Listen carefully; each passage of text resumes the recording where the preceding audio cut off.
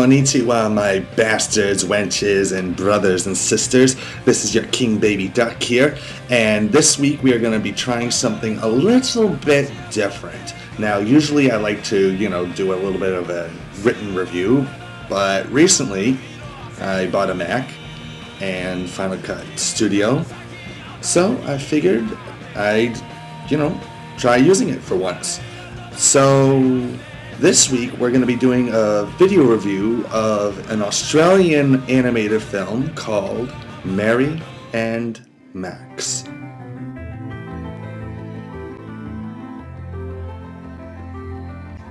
The film follows two different characters from two different worlds. The first is Mary Daisy Dinkle, a lonely girl from Australia played by Bethany Whitmore, and then later on when she gets older by Toni Collette. Mary has no friends, a tea bag maker for her father, and a drunken thief for her mom. While out with Mommy Dearest, she eyes a telephone book from New York City, and there she decides to write a letter to a random New Yorker to find the answers to questions she can't figure out for herself. Goodbye, letter. Don't forget to write. The random person she chooses is Max Jerry Horowitz, played by Oscar winner Philip Seymour Hoffman. Max is a chubby Jewish atheist who suffers from a form of Asperger's. He has held multiple jobs, with which he was fired from most of them. Any radical groups.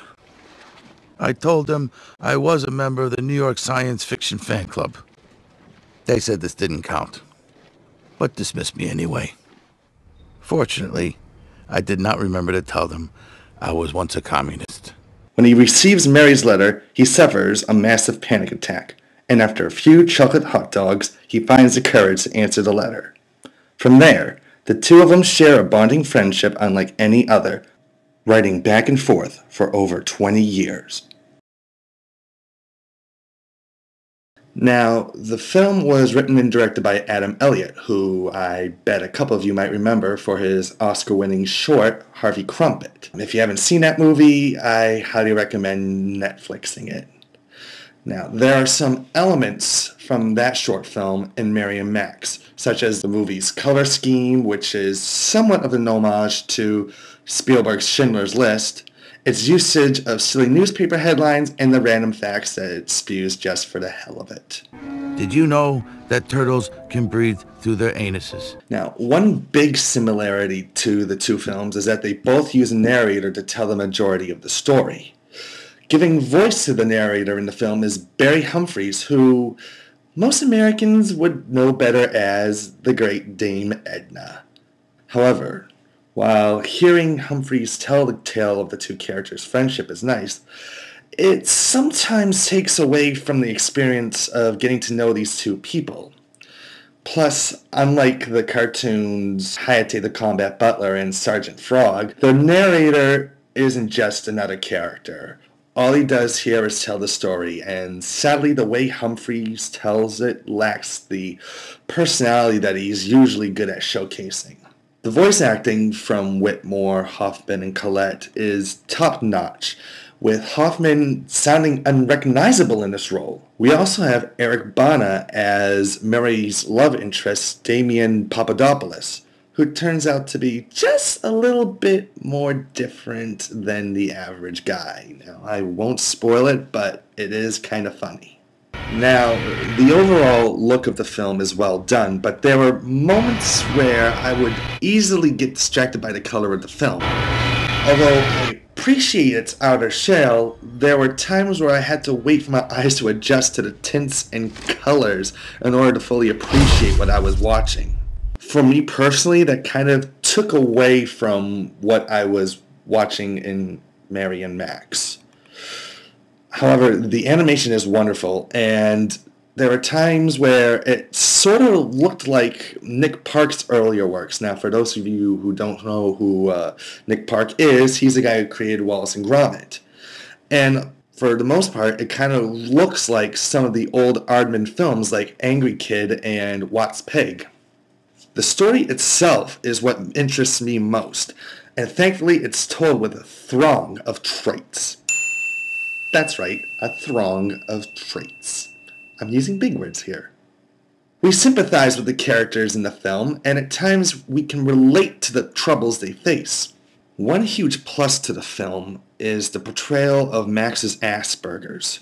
And while every other fucking movie out there tries to portray a character with Asperger's or some other form of autism as a lost cause, Adam Elliott transforms Max into a hero of sorts that never gives up, even when times are at their toughest. I do not feel disabled, defective, or a need to be cured. I like being an Aspie. It would be like trying to change the color of my eyes. Now, as someone who is autistic, it really, really, really makes me happy to see that there is no typecasting found here in the portrayal of Max. Although, you know, I'm kind of waiting for the day where we kind of get one of those gun-toting autistic assassin type of movies, you know, where the guy gets the girl.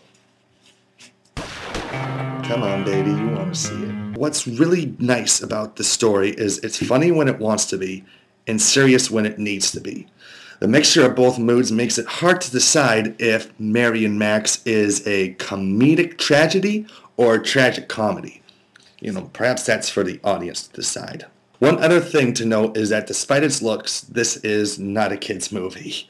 The dark undertones, the sexual innuendos, and the themes of death and suicide make this an easy PG-13 film. So I would advise you to not let your young ones watch this. But if you want to have them watch it, just be my guest.